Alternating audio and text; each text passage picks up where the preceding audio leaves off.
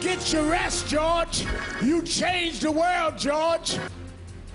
Now at 11, mourning a man whose death reignited a nationwide movement.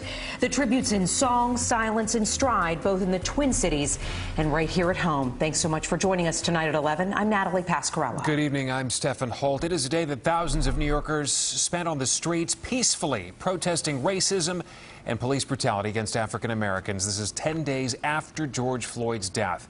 It wasn't until after the city's 8 o'clock curfew took effect that the NYPD started taking demonstrators into custody.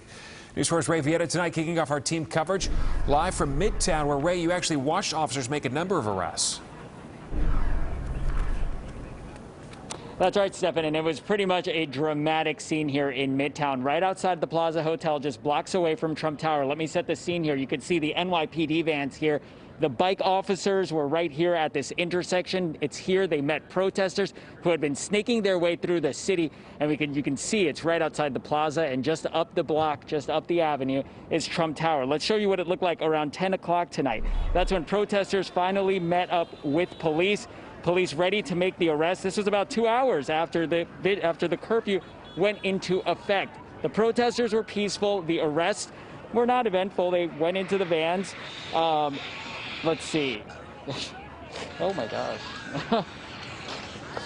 Sorry about that. You can hear the protesters being taken in. All of that after police followed them around the city for the last 3 hours, really. Let's show you what it looked like as well earlier this evening when they were protesting throughout the city. They started at Union Square, they made their way to Chelsea, then they made their way up to the Upper East Side, then back down onto Fifth Avenue into Central Park, and that's where the arrests took place. A lot of the protesters actually started running into Central Park away from the police. The police didn't chase after them. They made at least 20 arrests tonight. Back here live at the scene, you can see the NYPD vans outside the Plaza Hotel here on Central Park South and Fifth Avenue. Tonight, we know at least 20 arrests were made. We also know there were no reports of looting. A New York State judge also ruled today that police can keep those arrested for more than 24 hours. The judge citing the extraordinary times the city is in because of the looting, because of the curfew that's in place. Again, at least 20 people arrested after protests that went on throughout the night. Those arrests started happening roughly around 8:30. The last of them happened right here at this intersection around 10 o'clock tonight. We're live in Midtown. I'm Ray Villeda, News 4 New York. All right, Ray, thank you. And while family and friends mourned George Floyd in Minneapolis today, thousands of people filled Brooklyn's Cadman Plaza to pay their respects to a man who they'd never met. News 4's Adam Harding continuing tonight's team coverage from Brooklyn, where some of those demonstrators, Adam, are actually still out there on the streets right now.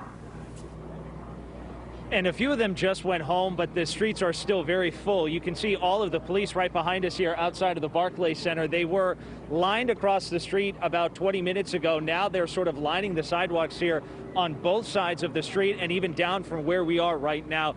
Police not convinced that everything is over for the night, but certainly the mood here is a lot different than it was outside Barclays Center about a few hours ago. Protesters tonight meeting outside the Barclays Center moments before the citywide curfew went into effect. The group challenging officers to take a knee. They remain standing. Thousands tonight once again marching across Brooklyn. Today is the same as every day. We take the same route. Including Randy Williams. He has walked every night and has no plans to stop anytime soon. I'm out here not just for me. I'm out here for my babies. I'm out here for my little sister. I'm out here for your kids. I'm out here for your grandkids. I'm out here for the police family. Understand something. We don't hate the police. We hate injustice. We hate bullies. Yesterday, it was very violent. We were not looters. We were not doing anything. We literally had to run for our lives. That's scary. And you're going back tonight? I'm still going back. At Cadman Park early Thursday, George Floyd's brother called for peace as tensions across the city continue to boil. My brother's gone, but the Floyd name still lives on.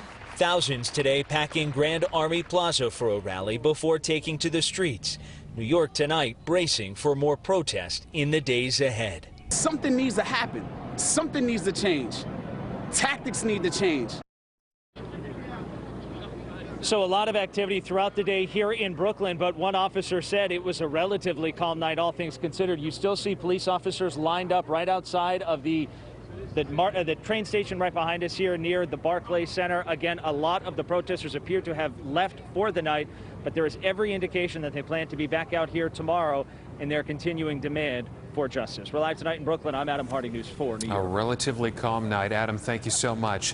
At the same time as thousands paid tribute to George Floyd at Cadman Plaza in Brooklyn, his other family members gathered at North Central University in Minneapolis for what was at times a solemn and inspiring memorial service.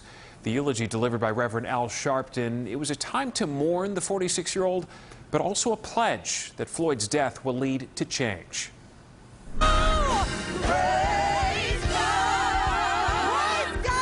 In a Minneapolis auditorium, a stirring celebration of George Floyd's life. Family, friends, even celebrities gathering around his casket to say farewell. All these people came to see my brother, and that's amazing to me that he touched so many people's hearts. The thing that I would miss about him most is his hugs. Like, he was this great big giant, and when he would wrap his arms around you, you would just feel like, you know, you were, everything could just go away. But through the tears and the pain, an urgent and energized call for action. But more importantly, when we fight for the unknown George Floyds of the world, when we fight for the Trayvon Martins of the world, when we fight for the Terrence Crutches of the world, when we fight for the Michael Browns of the world, when we fight for the least of these, what we are really doing is helping America live up to its creed. Adding to the emotion, a moment of silence lasting 8 minutes and 46 seconds. The same time that George Floyd was pinned under that knee, gasping for his life. It has been 10 days of tension in Minneapolis and across the nation. Now a renewed promise for progress. Go on home, George. Get your rest, George. You changed the world, George. We're going to keep marching, George. We're going to keep fighting, George.